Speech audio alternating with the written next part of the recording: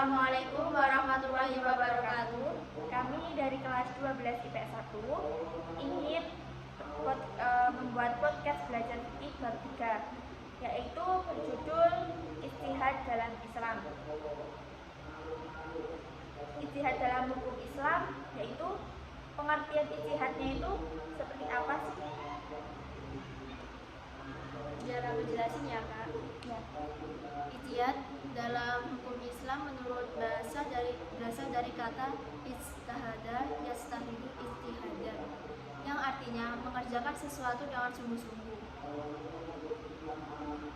Dan hukum ijtihad menurut Syekh Muhammad Kudlari, yang pertama wajib ain, yaitu bagi seseorang yang ditanya tentang suatu masalah dan masalah itu akan hilang sebelum hukumnya diketahui.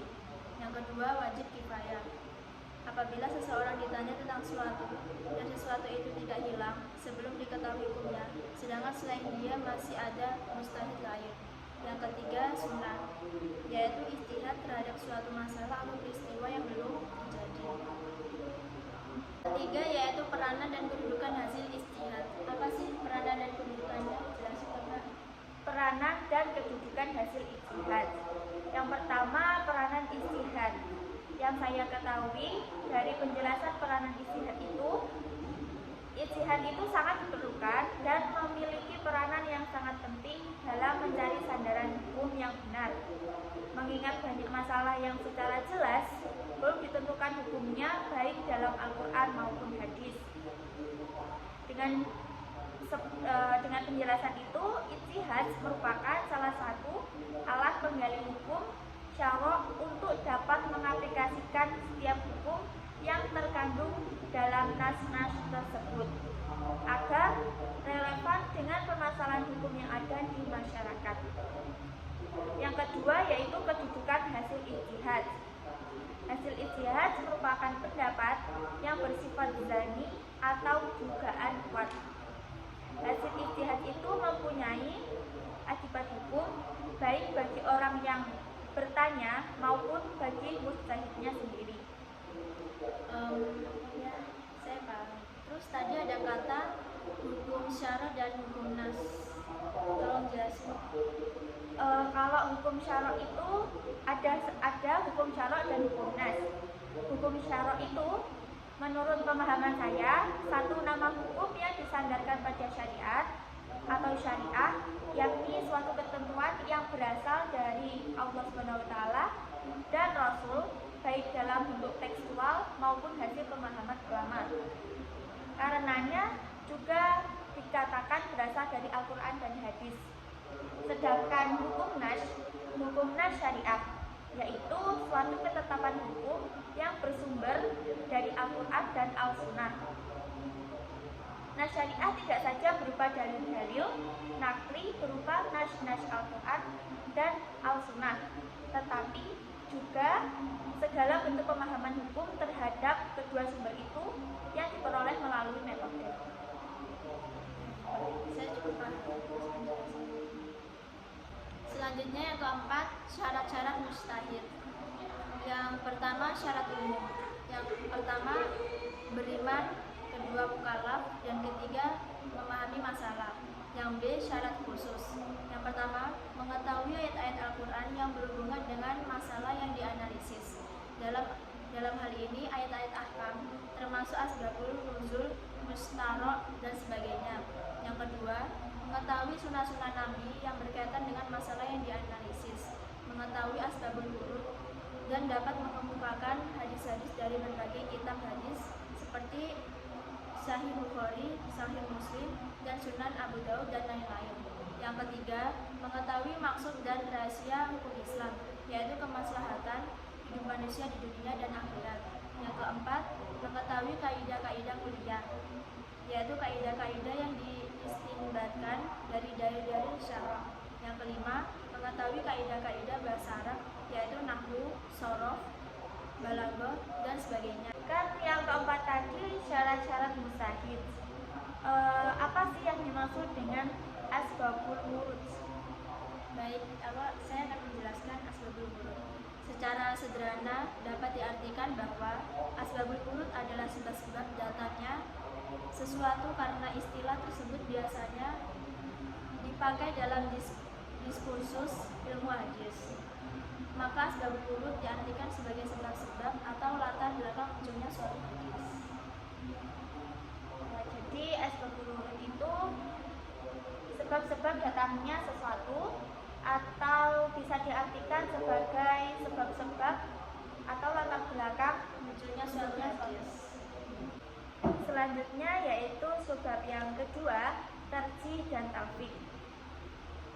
Pengertian dari tarjih yaitu menurut bahasa, tarjih adalah melebihi sesuatu. Sedangkan menurut istilah, tarjih menguatkan salah satu dalil atas dalil lainnya. Maksudnya, memilih dalil yang kuat di antara dalil-dalil yang tampak berlawanan atau tidak sama terhadap satu hukum yang sama. Bagaimana contoh atau misal dari tarjih? Contohnya atau misal dari tarjih yaitu wajib berpuasa bagi orang yang junub sampai subuh, walaupun ada hadis yang menerangkan bahwa orang yang junub sampai subuh puasanya batal. Selanjutnya yaitu dalil-dalil yang ditarjihkan. Yang pertama, dalil yang ditarjih itu sama kepastian kekuatannya seperti Al-Quran dengan Al-Quran, Al-Quran dengan hadis mutawatir, hadis ahad dengan hadis ahad. Yang kedua yaitu dalil yang berlawanan sama dalam hukumnya, waktunya, tempatnya, dan arah yang dimaksudnya. Yang kedua yaitu talfik. Pengertian talfik yaitu menurut bahasa, talfik adalah menyambung dua tepi yang berbeda, seperti mempertemukan dua tepi kain kemudian menyambungnya. Talfik dalam rumusan usul fikih berarti mengambil beberapa hukum sebagai dasar, beramal dari berbagai mazhab atau pendapat yang berbeda. Yang ketiga yaitu yang kedua yaitu hukum talfik. Yang pertama yaitu talfik dibenarkan sepanjang tidak berakibat dalam amaliyah. Demikian pula perpindahan mazhab yang lain dalam masalah yang berbeda tetap dibenarkan, seperti wudhu mengikuti pendapat Imam Syafi'i.